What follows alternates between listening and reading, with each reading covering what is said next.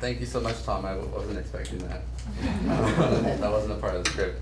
But I guess on the subject, Tom was also a great resource because I knew this before, but I completely forgot about it when I started thinking about this. But Tom actually studied theater in college, so he had a background in the dramatic arts, which, as you know, is what Shakespeare was a part of. So it was a lot of help. He was offered a lot of help. I think he was actually more excited than I was at studying.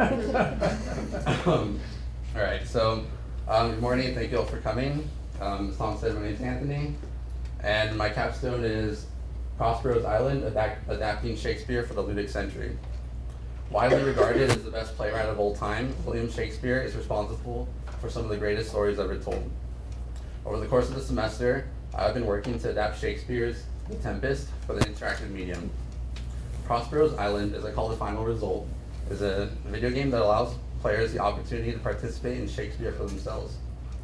Realize the brilliance of Shakespeare like never before as you yourself fulfill the plot of The Tempest. Will you assist the magical Prospero in his plot for revenge?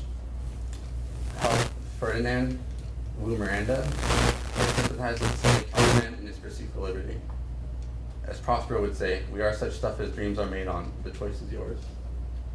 So I'm going to begin with this trailer that I made of the final product.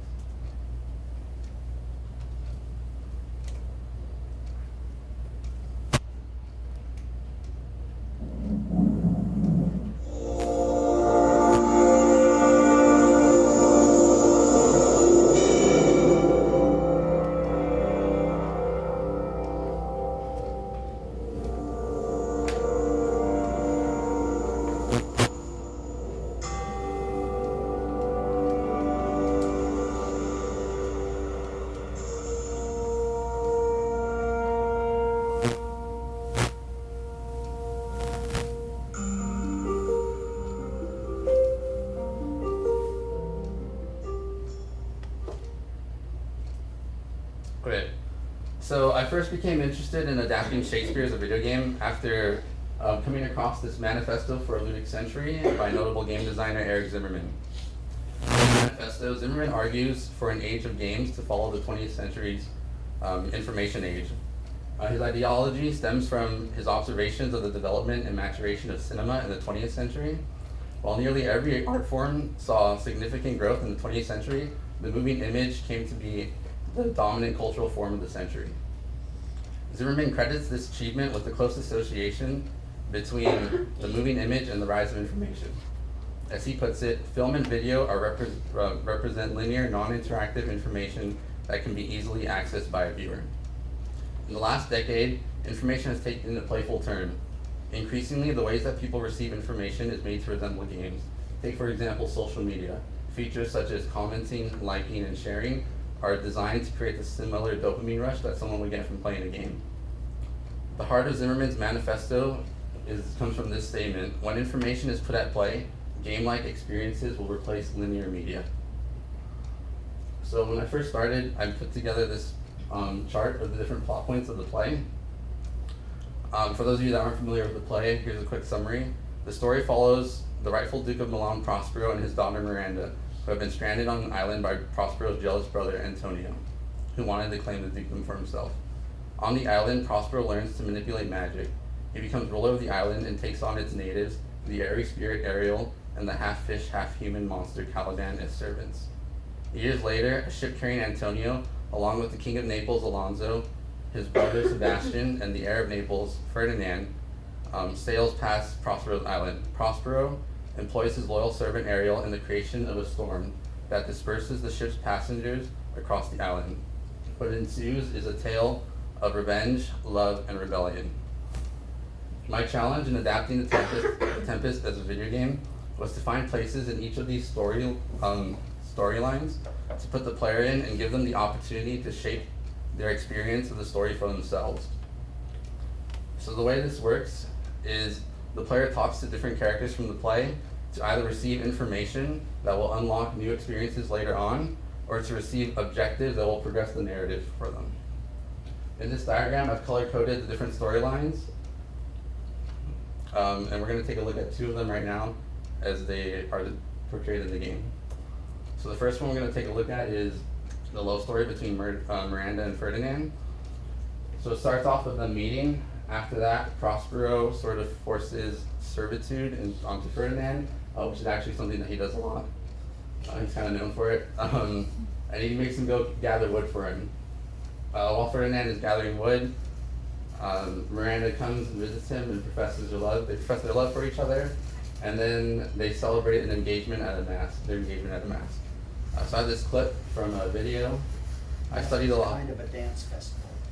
I studied a lot of different adaptations of the Tempest during this process, and this is one of them. And here's a video of Ferdinand collecting wood, so you can see what that's supposed to look like. Oh, this did not lead to where I wanted to. I'll find it.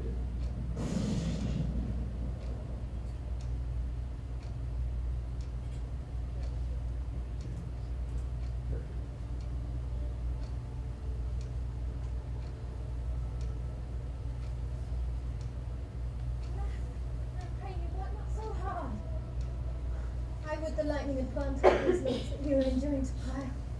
Pray, set it down and rest you. When this balms poor weak for having wearied you. My mother is hard at study.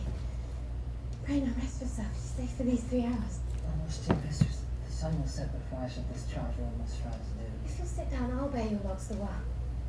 Pray give me that courage and power. Oh, precious grief! I'd rather crack my sinews, break my back, than you should suffer dishonor in the go while I sit lazy by. It would become me as well as it does you, and I should do it with much more ease. For my goodwill is to it, and yours if there's against. So I'm gonna stop it right there. So you can see that Miranda's she's a little bit upset that her father forced Ferdinand to collect wood for him. So she wants to come over and help him, and at first Ferdinand denies her help. So the way this looks in the game is like this. So we're gonna watch this video, put some gameplay from the game, and I'll explain what's going on. So we're starting off here. That's the player character right here. The player plays as a sailor from the ship, and as you can see, they can talk to players, and they receive different dialogue options. The player can choose between these 3. When the player chooses one, they can talk to that same character again, and that dialogue node, it disappears because they already experienced that conversation. The player right now is going to talk to Sebastian, and Sebastian, who's Alonso's brother, is going to tell him that even though Alonso's upset that he thinks Ferdinand is dead, he believes that he saw Ferdinand jump off the ship and swim to shore. So now that we know that information, we're going to talk to Alonso, and we'll have a dialogue option here coming up right there. So that dialogue option is telling Alonso that Sebastian thinks that Ferdinand may still be alive. If we didn't talk to Sebastian, we wouldn't know that information, so that dialogue wouldn't be there. So the story changes based on who you talk to and the information you receive. We got a notification that that our journal has been updated. That's our quest log, where we see our objectives for the game. And the player's gonna explore the island right now, trying to look for Ferdinand, because their quest they accepted was to look for Ferdinand. So I put this together in a software called the Electron Toolset. It was a software that shipped with Neverwinter Nights 2 to make mods.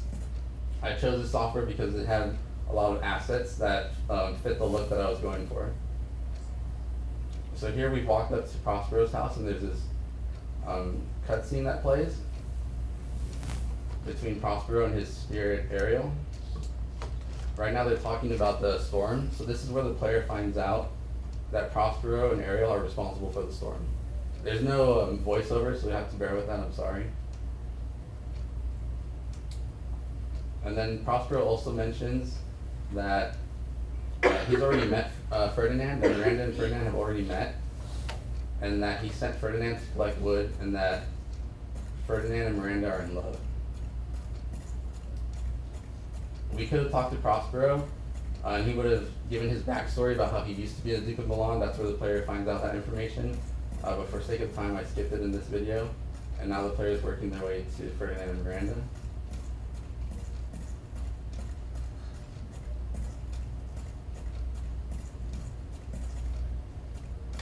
Well, hello to you. So here's Miranda. She's going to explain how her father is forcing Ferdinand to collect logs, and that she wants to help him. And we're going to, well, we have the option to to offer our help to Ferdinand, which you'll see right now. So I shall assist the error, and the other dialogue option was to decline this request to help Ferdinand. But we accepted it, so now it's inside our quest log. And the player's gonna go talk to Ferdinand over there. Hello. And in this dialogue exchange, Ferdinand explains how even though this is laborious work, he's okay with it because he loves Ferdinand, and her father had wished him to do this. We're gonna offer our help. As you saw in the video, at first he's gonna decline our help, but once we explain to him that Miranda wants us to help him, he'll be more open to it. So for the quest, the player has to collect 7 logs. For sake of time, in this video, the player only has to collect 1. Otherwise, we would just watch him running around between logs. Alright, and then this is that what we saw in the video where they profess their love for each other. So I'm going to pause right there and go on to the next one. Alright, so the next storyline is the storyline of the servants involving Alonso's jester Trinculo, his butler Stefano, and Prospero's slave Caliban. So it starts with a meeting, and then they get drunk together, and Caliban talks Stefano into killing Prospero. They go to Prospero's home. He's not there, but there's a bunch of really cool clothes that Stefano and Trinculo really like, so they decide to steal them. And then they confront Prospero at the mask, but it gets shut down. Their plans get shut down. So here's a video of what this looked like in Forbidden Planet. Maybe a lot of you didn't know, but Forbidden Planet is actually a loose adaptation of the Tempest. So here's a video of the servants getting turned together. Come here. Over here.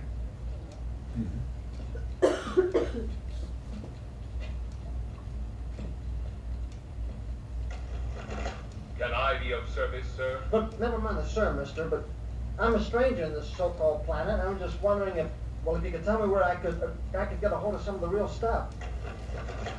Real stuff? Just for cooking purposes, you understand. I take a big pride in my duties. Pardon me, sir. Stuff? Oh.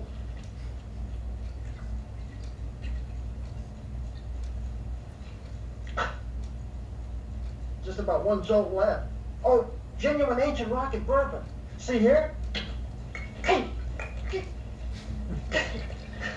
Well, you no-living contraption, I ought to take a care of it to you. Quiet, please. I am analyzing. Yes, relatively simple alcohol molecules with traces of fusel oil. Would 60 gallons be sufficient? Gallons? Mister, I've been from here to there in this galaxy, and I just want you to know you're the most understanding soul I ever met up to.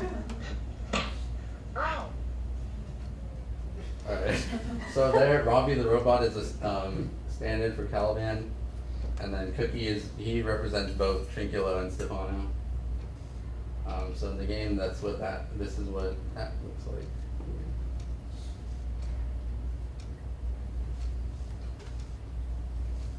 So the player would have started off as they did in the last video in front of Alonso and the rest of the nobles, but for sake of time I skipped ahead to this part where the player meets the servants. Stefano's the only one who gives the player objectives to progress through the story. So in this video the player is only going to talk to Stefano, and this is him. He's drunk right now, as you can tell maybe by his animations. And he's talking about how they run out of alcohol, but that he hid some in a cave on the island, which is a line that actually comes from the play. I overlooked it a bunch, and then when I found it, I was like, this has to go in the game, because that could be a good quest objective for the player. So he just gave us that quest, and now we're going to go look for the cave on the island.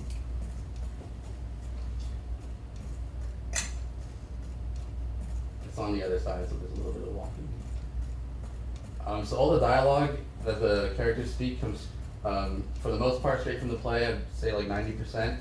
Some of it's fabricated. The player character's dialogue is kind of stitched together from other characters from the play, and also stuff that I fabricated myself. But all the objectives that the player has to do inside the quest journal are in simplified English, so the player has no idea like what's going on in Shakespeare language, they can open up their quest log and see it in simplified English so they know what they're supposed to do to progress through the story. So there's the wine. The player picks up the wine and then steps out of the cave.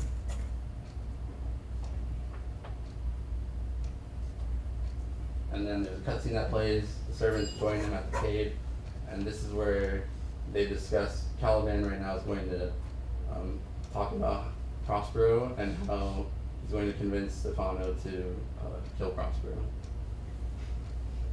So, there's Caliban. So Stefano just agreed and he's asking Caliban or if he can lead him to Prospero. And Caliban agreed and they're going to follow him.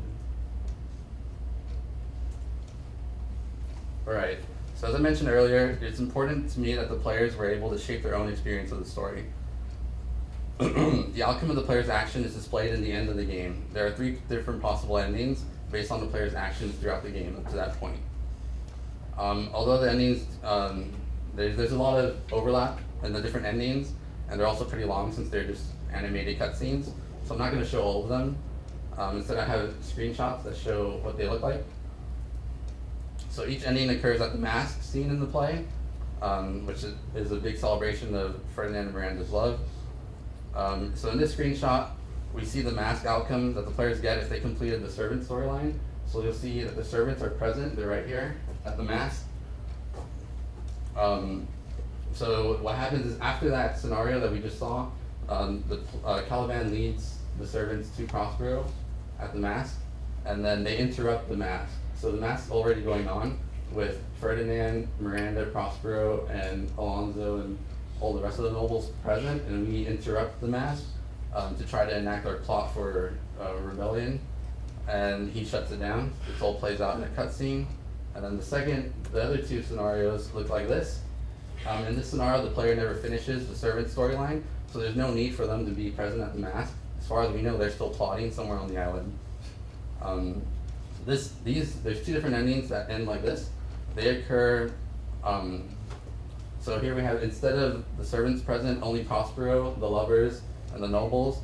If the player reported back to Alonso after helping Ferdinand collect wood, then after turning in the quest and letting Alonso know that you found Ferdinand, you walk to the mask with Alonso and the nobles, and then you guys interrupt the mask that's already going on.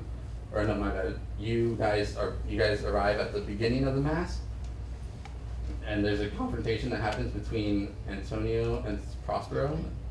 And then the other way this happens, if you didn't report back to Alonso, and you, after helping Ferdinand, you went straight to the mask, then that's when the nobles interrupt, because you didn't help them find Prospero, they had to find him for themselves.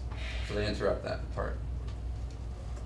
So you'll remember this diagram from earlier, with the different plot points in the play. So the play, as Shakespeare wrote it, is a linear story with a defined beginning, middle, and end. Each of these plot nodes has an arrow pointing towards it from the one before, and the arrow pointing away from it towards the next one. So in designing the game, I put together a new diagram, which looks like this. So what you'll notice is the story is no longer linear. Remember back to when Zimmerman said when information is put at play, game-like experiences will replace linear media. So that's what this looks like. This is what a non-linear story looks like inside the game. The player has options on how to experience the story, and you'll also notice that there's an emphasis now on characters and not plot points. So as you saw in the videos, the core game loop is talking to NPCs to either receive more information about the play or to receive an objective to progress through the story. So there's different arrows symbolize the player going to talk to those characters and then progressing through the storyline. You see we still have the colors. The red is for the lovers and green is for the servants, which are the 2 examples that we saw. And throughout this whole project, I've just learned and I experimented and researched that this is what narrative looks like in Zimmerman's ludic century, where games replace linear storylines.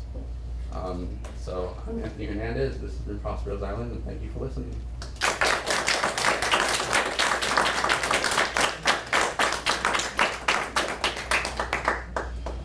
This is like to raise a few questions. Yeah, I love loved this. I thought it was such an interesting, I don't know anything about video games, as my question will demonstrate, but I thought it was just such a wonderful way of demonstrating how, like, the transition that you're talking about from linear narrative into a more interactive I guess more rooted narrative structure.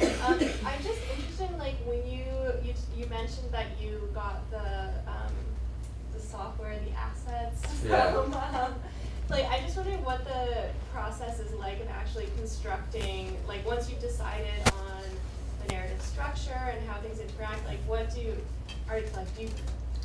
create the graphics for this? I'll pop up the software right now and I'll try to walk you through. It's a little bit complicated if you don't know what everything is. But I'll do my best to explain.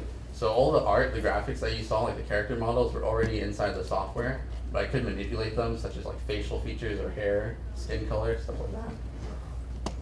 That's part of the reason why I chose the software, because I knew a lot of the models in it looked like what I wanted the characters to look like, so it would save me time there. I'm not a 3D modeler, so it's not my strong suit, so this helped me there. Give me a second. So you select the character and you put them on walk, run, spin, rotate. Yeah, I can select the animations for them, and then I'll show you right now.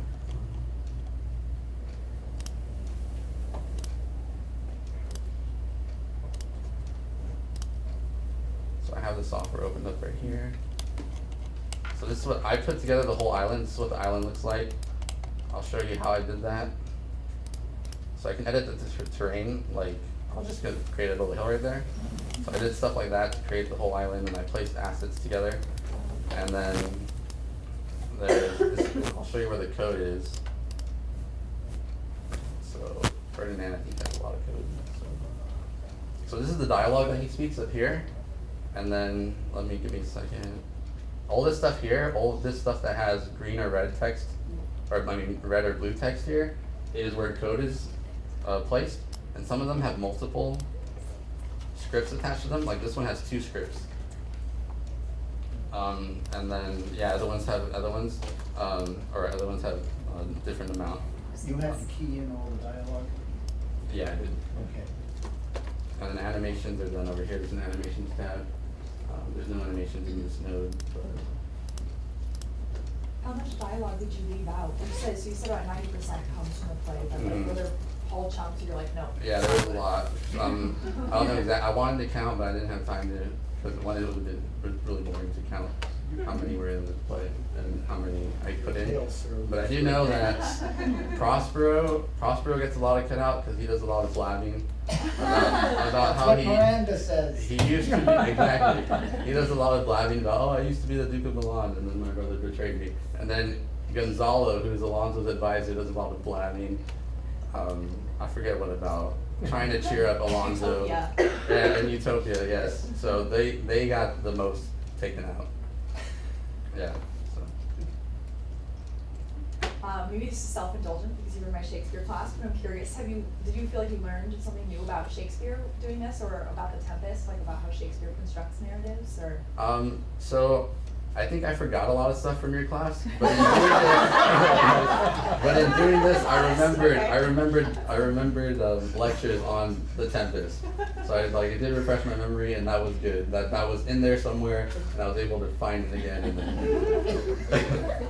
yes. I was wondering if you were tempted by any other Shakespeare plays, if it was always this one, or were there others you considered? Right. So when I decided I was going to do this, I contacted a bunch of people that were knew English and people that knew games. I said, help me find something that puts these two together. And a lot of people said Midsummer Night's Dream, but a lot of people also didn't get back to me until after I had decided I was going to do the Tempest. And part of the reason I decided I was going to do the Tempest is it all takes place on an island, which is a very isolated space. So I wouldn't have to create a lot of different zones, just a single island for the events to take place on. Also, the events in the play take about as long to occur as they do to perform on stage. The whole play is only I think there's a mention of several hours long. That's how long Miranda says that she's known Ferdinand when they get to the mask. She's only known him for several hours. So it's to get that, there's no temporal messing around there. Just it's all in one time zone in one place. How did you decide on the multiple endings? I mean, you said that there were 3 ways that Yeah. you could end. Yes, so it was important to me that the player had agency, that they can create a significant and meaningful impact in the game, and that they saw the results of that. So I wanted the endings to reflect the actions that the player took in the game. Yeah, I guess, yeah. Is that- How did you decide on, what were your 3 possible endings and how did you decide upon them? So the main storyline, originally I wanted to just do the servant storyline, because the ending there would be the servants either being present at the mask or not present, because you either helped them or you didn't help them. And then the other ones were just based on what the player did, and if the player went back to Alonso, then they would lead Alonso to the mask. If they didn't, then he wouldn't be there at the start of the mask. Okay, let's do exactly what the 19th, 18th, and 17th century did and think of Romeo and Juliet. What would be 3 possible endings? Romeo lives, Juliet dies, Juliet lives, Romeo dies. They both die or they both live. Would those be 3 possible? Yeah, that would do. What I really like about the ending is that it I feel like it sort of takes the final Shakespeare scene, like the idea of the final Shakespeare scene and the ensemble scene, and kind of refocuses on it in a new way. And your goal is to basically accumulate different kinds of characters at the final scene. I think that's really interesting. I also just was curious. I'm looking at this facial animations thing, and you said that one of the characters you animated to look drunk, and I was just curious, what combination of facial animations creates I think drunk there look? actually is. I think there might be a drunk one. Oh, okay. Actually, it would be a character. Oh, okay. Yeah, there's a drunk one. Multiple. I was like, oh, maybe it's a combination of thoughtful and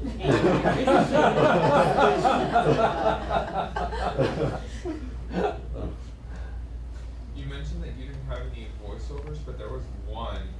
Are you planning to add voiceover to? I would like to if I worked on this more, which I probably will over the summer. Then voiceover would be something that I would add to the game. Yeah. And then how many hours did you dedicate to creating? How many hours did I do? Too many. I'm looking at Karen right now, and she's familiar with this. She was a level designer for. Yeah. Whose voice is it in the voiceover? Oh, it was the voice that came with the software. Oh, okay.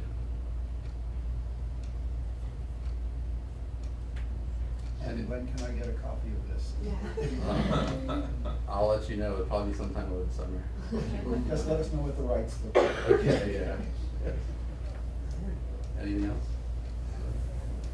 Thank you. Thank you.